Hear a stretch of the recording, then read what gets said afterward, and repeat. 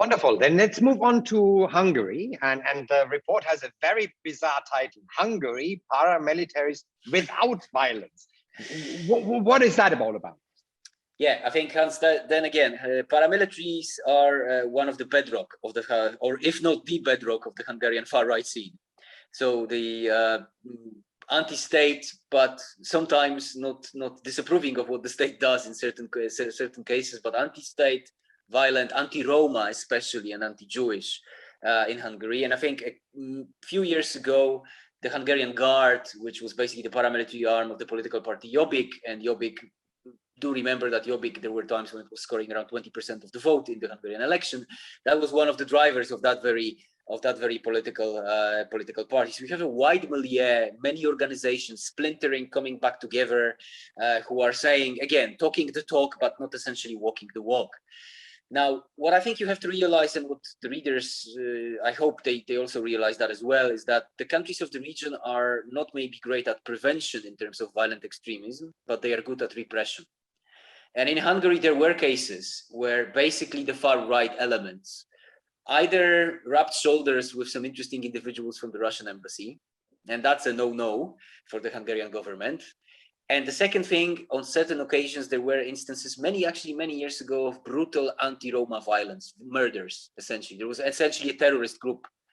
Now, the Hungarian state clamps down on stuff like that. It does not maybe mind these boys usually marching in formation or doing a parade, but what it does mind is, you know, kind of brutal illegal crime when these guys participate in that. And I say paramilitaries without violence, so there's plenty of paramilitaries, but the government keeps them in check in a way that, or at least seems to be the situation in Hungary, that, you know, there is a line, and where, you know, marching with flags is fine, and maybe shouting slogans is fine, but, you know, anything beyond that is not really fine.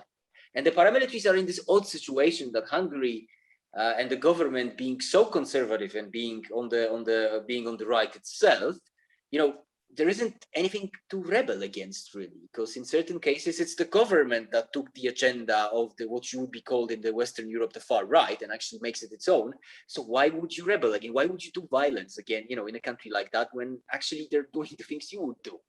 Of course, you know, we can talk about the degree to which this is implemented and the extremes and stuff like that, but essentially the government doesn't like them, and in a sense that doesn't like them to, you know, doesn't want them to have anything superbly active on the agenda and on the menu. And at the same time, you know, at times they come together politically, let's put it this way, and this renders them neutral. And I think the best example of this, and I'll stop here, is even the example of, you know, foreigners trying to infiltrate this milieu, because they're saying, hey, Hungary is this beautiful place, you know, the government does the things that we would like to be done.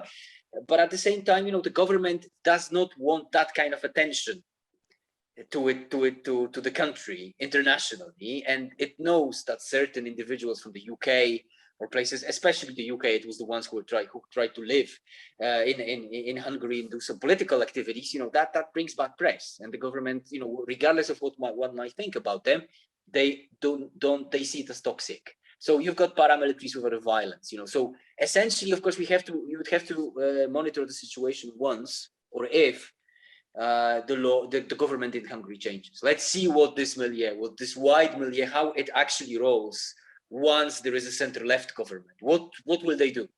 Maybe, you know, the elections are coming, so we'll see. So if I understand you correctly, and if I summarize this correctly, there is a vibrant infrastructure there that could be used by foreigners, but it's not. Is that the correct characterization of what the Hungary chapter says?